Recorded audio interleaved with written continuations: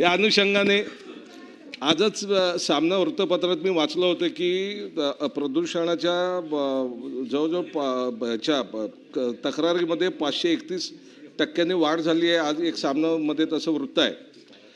या प्रश्नाच्या अनुषंगाने मला एक प्रश्न विचारायचा की कॅगच्या अहवालानुसार अनेक कंपन्यांनी प्रदूषण नियंत्रणासाठी जमा केलेल्या कोट्यवधी रुपयांच्या बँक हमीमध्ये मोठा गोंधळ आणि अल्पवसुली असल्याचे आढळलेले आहे. त्यामुळे शासन या सगळ्या गोष्टीची सखोल चौकशी करणार काय? नंबर 1.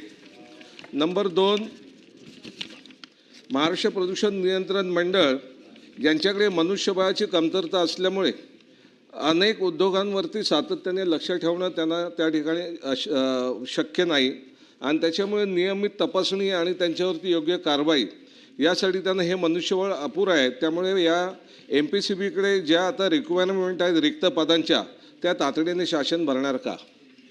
बातमी म्हणजे थोडक्यात.